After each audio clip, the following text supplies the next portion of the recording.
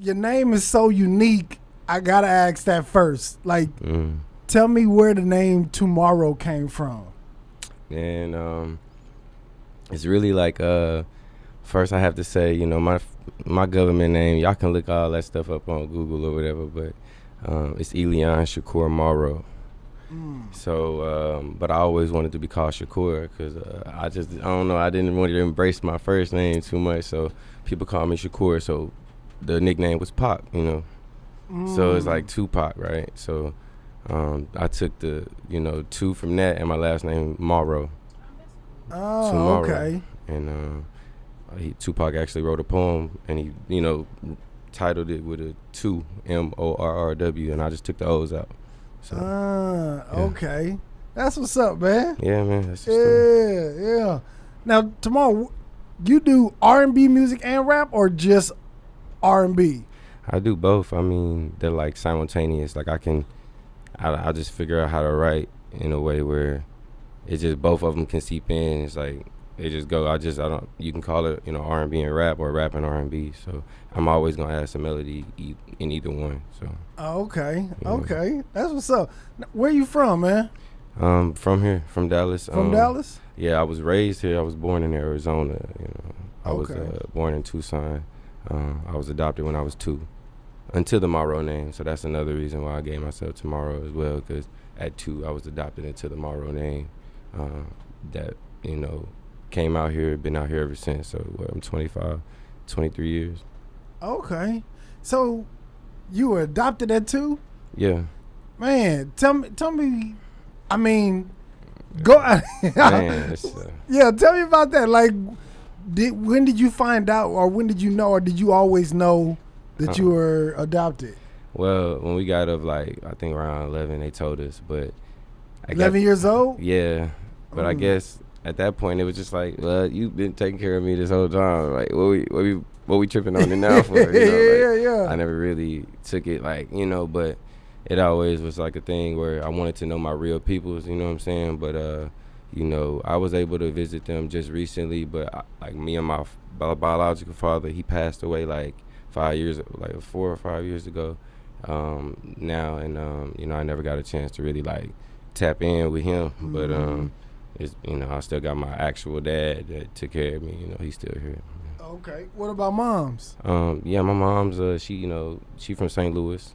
Okay. The Show Me State, you know what I'm saying, and she, you know, she been in my life, and we just, you know, we cool, you know. How's that? Like, is it real cool, or is it really like? What's your feelings behind that, man?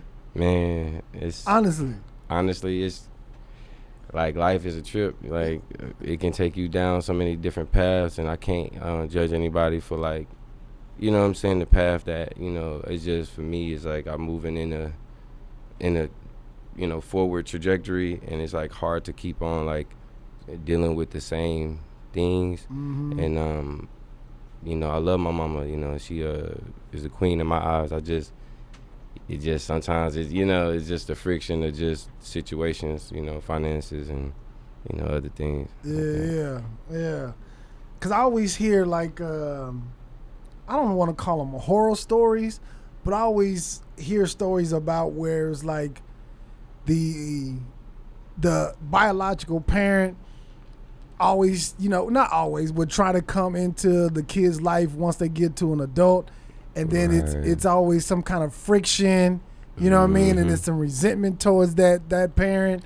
Absolutely. You know what I mean? It is a weird dynamic. When I first met them, actually the first time I met them, they came to a football game. Yeah, you know, it was your mom and dad. Yeah. So that's the first time I ever got to see them since, you know, 2. So I didn't even know what they was looking like, you know, besides pictures. So then we had the game. I scored the first touchdown. Felt real good. You know what I'm saying? That was the first time. But the whole thing of the guilt trip, you know, well, man, we wish we would have did this and we wish we would have did that. I mean, I'm all, you know, I appreciate that, but it's like at this point, I don't know. I think I just elevated in my level of thinking of just life, period. It's just like we have now, you know what I'm saying? So like, while we still got the time to mend things, you know, build on the relationships, let's focus on that, because being depressed about the past, you know, it ain't gonna get us nowhere. Yeah, cause I wasn't adopted, but my dad wasn't there. You know what I'm saying? And this nigga lived around the corner. Like he lived, you know what I'm saying? He lived like not far from where we lived. I think the furthest when we moved, the furthest he ever lived from me was probably 45 minutes, an hour. You know what I'm saying? Yeah. And then once I got in college, he tried to mend that relationship. And I'm just like, nigga. 45 minutes, man. Yeah, but I was in college and he tried to mend that relationship. And I'm like, nigga, I don't give a fuck about that. You know what I'm saying? Like, I'm done with that age or that time. Like, I'm a grown man now. Yeah. I'm trying to find my own path, you know, figure my own shit out. And of course. And he was always, every time I talked to this nigga, he was, man, I'm sorry about this, man. I'm sorry. I'm like, nigga, stop it. Stop apologizing. Right. It just got on my fucking nerves. And it's like, come on, man. Well, we good. We still here. You know, it's like, well, you know what I'm saying? Like, I don't know why it's like that, but it is. And it's like, I appreciate it, but, you know, I can't do nothing but move forward. You know what I'm saying? Yeah. That happened so long ago, you know what I'm saying, that I can't even remember really what was going on during that time, you know what I'm saying? So it's like, so especially as a little kid, you just running around, you know what I mean, doing your own thing. Just trying to be a kid, you know, as much as you can. I mean, just dealing with the adoption process and going through like a lot of the, you know, we was in foster care for a short time, you know what I'm saying? And then, you know, when we got adopted, it was just like a bunch of moving parts. You know, I stayed in a lot of different places out here. I stayed in the Grove. I stayed in West Dallas. I stayed in East Dallas. I stayed in Mesquite, Texas. I stayed in Terrell, Forney. My granny stayed in DeSoto, so I found myself in DeSoto a lot. So it's like, you know what I'm saying? It's just really been like a lot of different parts. It's like dealing with the adoption part, it was just like weird because we was always moving. It's like you never got a chance to like build a solid foundation of who you was at the time. You know what I'm saying? You were just kind of figuring it out on the way, you know. Yeah. Do you think that has some kind of effect like on your music? Absolutely. Yeah. In what way? In a positive or a negative way? Both. Okay, explain.